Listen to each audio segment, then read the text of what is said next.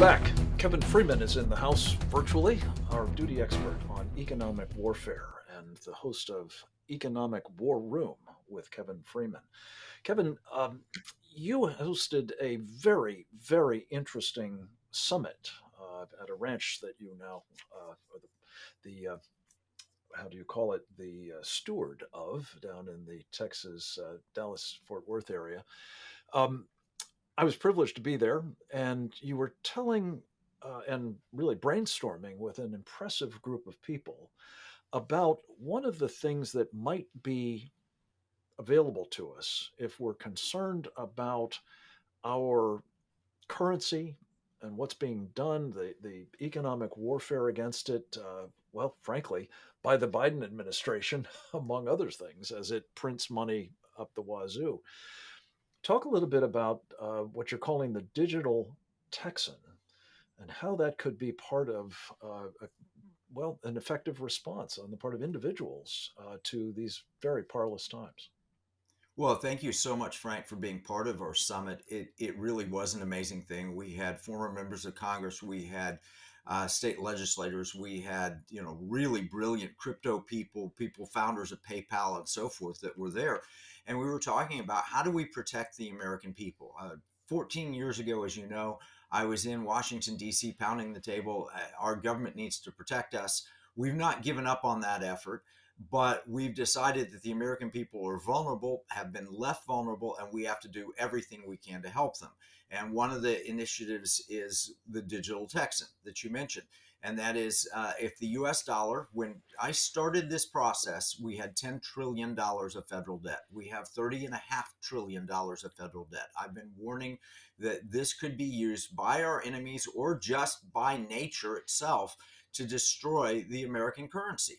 And what do you do to defend or protect it? We went back to the founders, Article 1, Section 10. It allows a state to make gold and silver coins legal tender in that state. We've created, that's not very efficient, but with technology can be very efficient. For example, I can't take a 1 ounce gold coin and go rent a hotel room or buy a meal. It's a fraction of that, and they don't shave off gold and hand you back dust.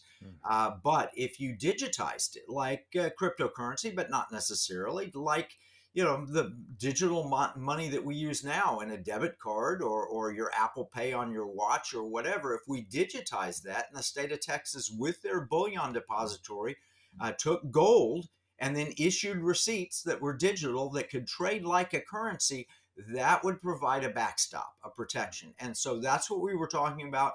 And that's what we're pushing forward. We've done this on shows in the Economic War Room. Anyone want to see it, go to economicwarroom.com and look for the shows that we've done on this. We've got battle plans and so forth. But that group of people, they were genius, and we've really furthered this idea. It is practical. It is real. We believe it can happen, and it should happen. One of the most important parts to me of this really ingenious initiative, Kevin, is the emphasis that you've placed on privacy.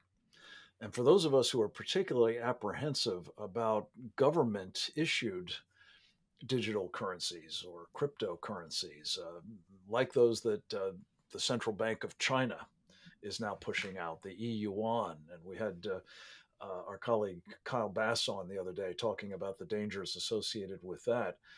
But you've also been warning at Economic War Room and elsewhere about our own government creating, well, you call it programmable currency in ways that would enable it to facilitate the kind of control of our population because of the lack of privacy and because of the ability to manipulate your data that would be inherent in it. How would the digital Texan respond to that particular problem?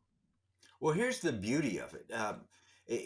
There was something called Operation Choke Point a few years ago, where the federal government came into a bank and said, don't do business with anybody manufacturing guns. And they just debanked them. We had a guest at the summit had been debanked because he was pro-life. The beauty of it is the state of Texas in the legislation will put in the provisions that said that you can't be cut off, that without a proper court order, go back to the Constitution. You can't take property without due process. And so the whole idea will be to build in that constitutional level provision. Now, clearly, we don't want drug traffickers and sex traffickers and so forth, but you can get legitimate court orders for that, and you can do it above board. Texas will demand that it be done above board so that ordinary citizens that are not criminals are not being scrutinized. They're not being told what they can buy, when they can buy it, and so forth, which is the intent of a digital dollar. The Biden executive order intends to give you electronic money that you can only spend in the way that they want it spent. On an abortion, yes, but on a cheeseburger, no. Yeah. If you are overweight or for whatever other reasons that Oh, they no dictate, meat. or perhaps the Dr. Tedros orders instead. Kevin, we have only a minute left. I just wanted to call attention one more time to something else that you're doing, going back to what we talked about at the beginning of the show, namely the threat to our financial investors. How can you help equip their financial managers with an understanding of this threat, particularly posed by the dangers of investing in Chinese Communist Party companies? Well, in tumultuous time, people need good advice, and financial advisors, there are a lot of good ones. And they may know your situation and they know the markets pretty well, but they don't understand the national security implications. They don't understand some of these political aspects. So we train financial advisors. You can learn more about it at nsic.org. We'll train your financial advisor to help protect your money in the truly an economic war. National Security Investment Consultants Institute, nsic.org, or economicwarroom.org. Always Dot a com. vital .com, excuse me, economicwarroom.com, always a vital resource. Kevin Freeman, thank you for your time today and for the great work that you're doing. You are one of the most ingenious and creative and patriotic of entrepreneurs I know, and it's always a privilege to have you with us to talk about the economic warfare dangers we're confronting. I appreciate the rest of you being with us for this edition of Securing America. I hope you feel better equipped as a result of the conversations we've had today to help us in protecting the country we love against all enemies, foreign and domestic. For more information, of course, you can find it here at Real America's Voice and also at securingamerica.tv, and then go forth and multiply.